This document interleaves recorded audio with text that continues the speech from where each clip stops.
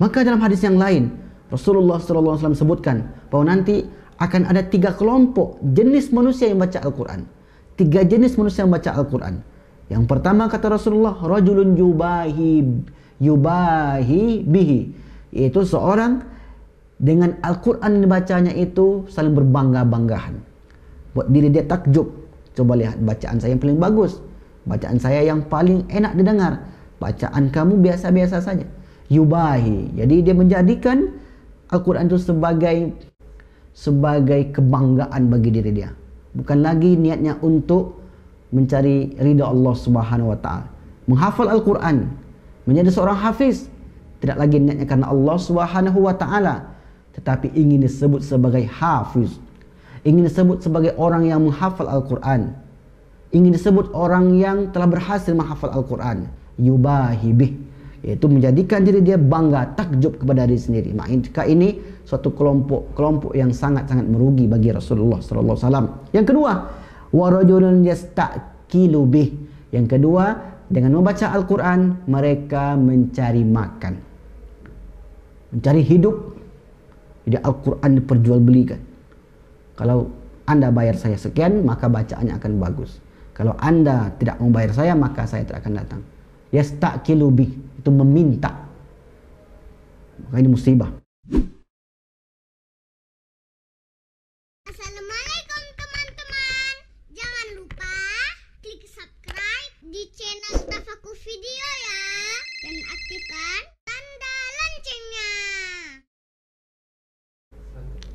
A'udzubillahi minasyaitonirrajim. Bismillahirrahmanirrahim.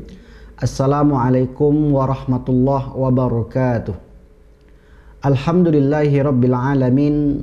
Wassalatu wassalamu ala ashrafil anbiya'i wal mursalin wa ala alihi wa ashabihi wa man tabi'ahum bi ihsan ila yaumiddin. Allahumma salli ala sayyidina Muhammad wa ala ali sayyidina Muhammad. Bersyukur kita kepada Allah Subhanahu wa taala dengan mengucapkan alhamdulillahi rabbil alamin. Karena sampai hari ini Allah Subhanahu wa taala masih memberikan kasih sayangnya kepada kita sehingga kita dapat melaksanakan aktivitas kita sebagaimana biasa.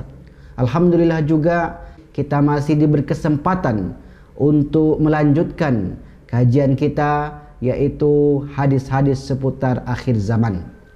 Kemudian salawat dan salam tak lupa pula kita kirimkan kepada junjungan alam Nabi besar Muhammad sallallahu alaihi wasallam dengan lafaz Allahumma salli ala sayyidina Muhammad wa ala ali sayyidina Muhammad. Sahabat-sahabat tafaqquh yang dimuliakan Allah Subhanahu wa taala. Alhamdulillah, pada kesempatan yang berbahagia ini kita kembali lagi bertemu dengan kami Wandi Bustami dalam program membahas seputar hadis-hadis akhir zaman atau hadis-hadis eskatologi. Hadis-hadis akhir zaman ini menarik untuk dikaji.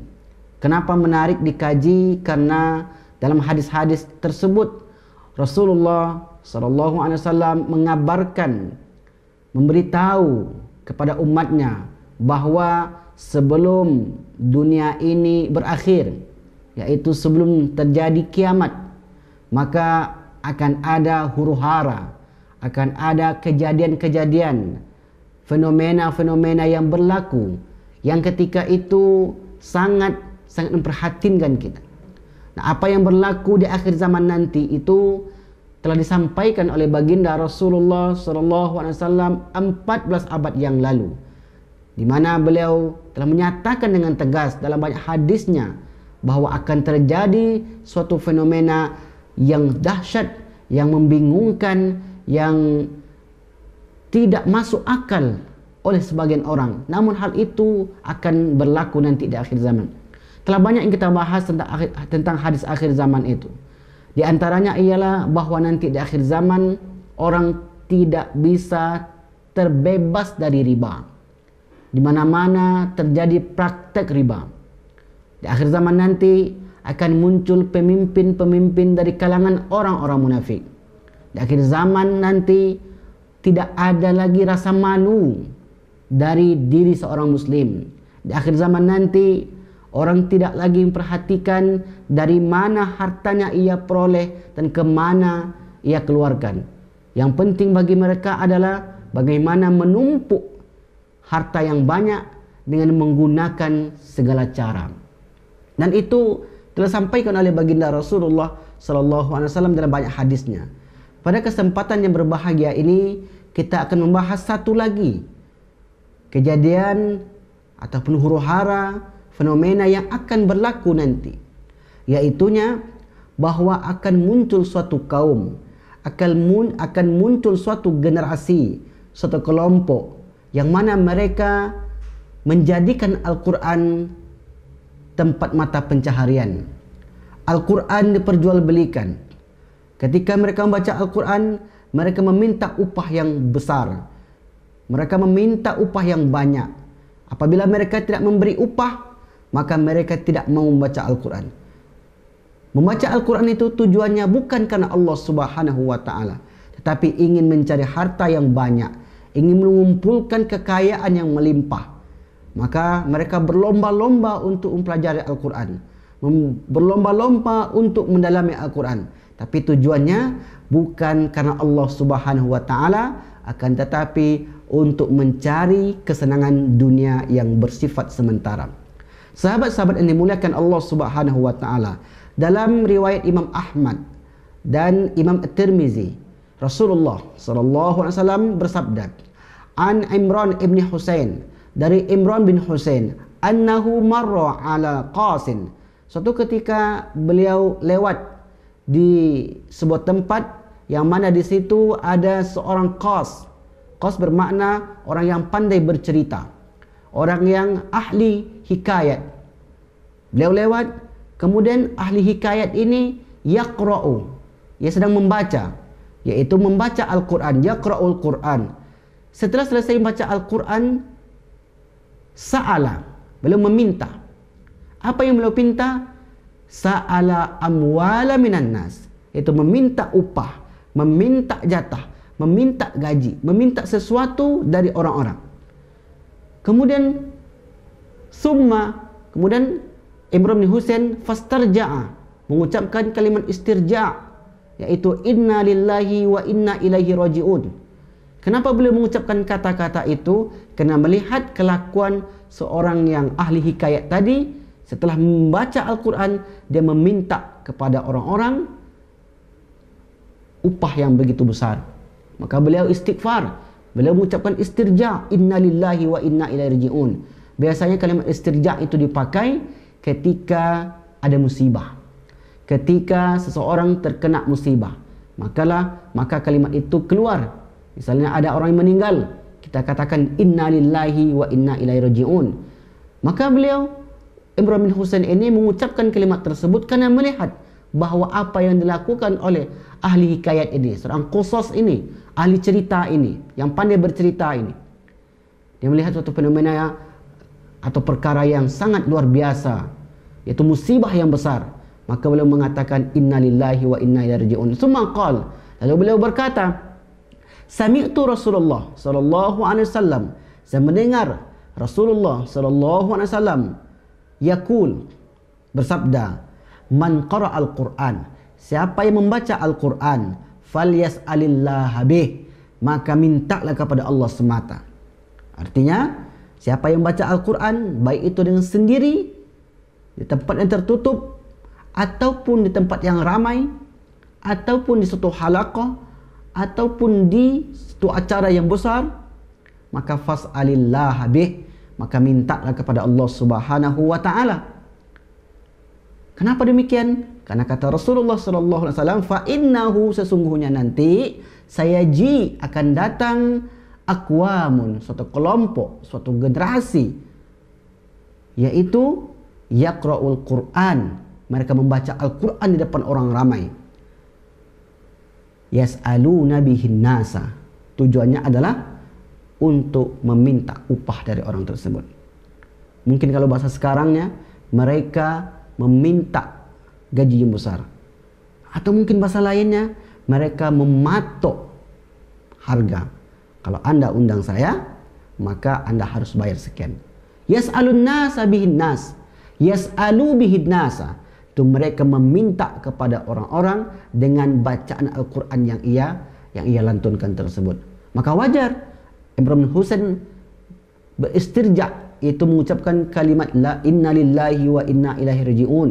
Kenapa? Karena ini adalah musibah, ini adalah bencana, ini adalah malapetaka yang telah meracuni umat Islam. Sahabat-sahabat ini dimuliakan Allah Subhanahu wa taala. Ketika kita membaca syarah penjelasan dari hadis ini, misalnya yang disebutkan oleh Sultan Ali Qari dalam kitab Mirqatul Mafatih Sarhul Al-Masabih, dia mengatakan bahwa di antara tanda-tanda akhir zaman yaitu munculnya generasi atau sekelompok orang yang mana mereka membaca Al-Quran hanya untuk mendapatkan keuntungan yang besar, hanya mendapat upah yang banyak. Kalau mereka tidak diberi iming-iming harta, iming-iming uang, maka mereka enggan untuk membaca Al-Quran. Maka ini merupakan satu musibah. Meminta-minta dalam bacaan Al-Quran adalah musibah. Maka dalam hadis yang lain, Rasulullah SAW sebutkan bahwa nanti akan ada 3 kelompok jenis manusia yang baca Al-Quran. 3 jenis manusia yang baca Al-Quran. Yang pertama kata Rasulullah, rajulun yubahi bihi, yaitu seorang dengan Al-Quran yang dibacanya itu saling berbangga-banggahan. Buat diri dia takjub. Coba lihat bacaan saya yang paling bagus, bacaan saya yang paling enak didengar, bacaan kamu biasa-biasa saja. Yubahi, jadi dia menjadikan Al-Quran itu sebagai kebanggaan bagi diri dia. Bukan lagi niatnya untuk mencari ridha Allah Subhanahu wa taala. Menghafal Al-Quran, menjadi seorang hafiz, tidak lagi niatnya karena Allah Subhanahu wa taala, tetapi ingin disebut sebagai hafiz, ingin disebut sebagai orang yang menghafal Al-Quran, ingin disebut orang yang telah berhasil menghafal Al-Quran, disebut dengan orang yang pandai membaca Al-Quran, suaranya tinggi, suaranya bagus, merdu, enak didengar. Yubahi bih, yaitu menjadikan diri dia bangga, takjub kepada diri sendiri. Maka ini suatu kelompok yang sangat-sangat merugi bagi Rasulullah SAW. Yang kedua, warajulun yastaqilu bih. Yang kedua, dengan membaca Al-Quran mereka mencari makan, mencari hidup. Jadi Al-Quran diperjualbelikan. Kalau Anda bayar saya sekian, maka bacaannya akan bagus. Kalau Anda tidak mau bayar saya, maka saya tidak akan datang. Yastaqilu bih, itu meminta. Maka ini musibah. Yang ketiga kata Rasulullah, wa rajulun yaqra'u lillahi azza wa jalla, orang yang membaca Al-Quran karena ikhlas karena Allah Subhanahu wa taala. Maka yang ketiganya yang beruntung, karena dia tak mempedulikan adakah orang di situ, tidak adakah orang di situ, di tempat ramai, di tempat sepi, dia membaca Al-Quran ikhlas karena Allah Subhanahu wa taala. Mendapat pujian ataupun tidak mendapat pujian, bagi dia no problem, tidak masalah.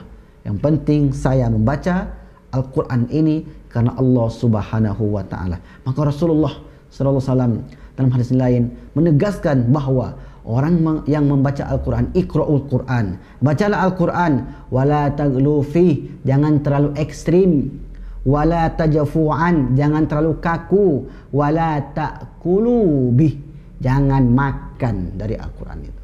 Apa makna makan dari Al-Quran? Jangan mencari makan dari Al-Quran.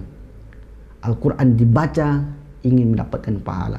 Al-Quran dibaca karena kelak kita ingin mendapatkan syafaat darinya. Karena Rasul katakan, iqra'ul Quran, bacalah Al-Quran, fa innahu ya'ti yaubal qiyamah. Karena Al-Quran itu akan datang kepadamu pada hari kiamat, syafi'an li ashabihi, sebagai syafaat. Itu sebenarnya yang kita inginkan dari bacaan Al-Quran, dari lantunan Al-Quran yang kita dendangkan, yang kita lafazkan setiap hari. Bukan wala ta'kulu bih, bukan mencari makan dengannya, wala tastakthiru bih, dan jangan pula harta Al-Quran itu jadikan alat untuk mendapatkan kekayaan.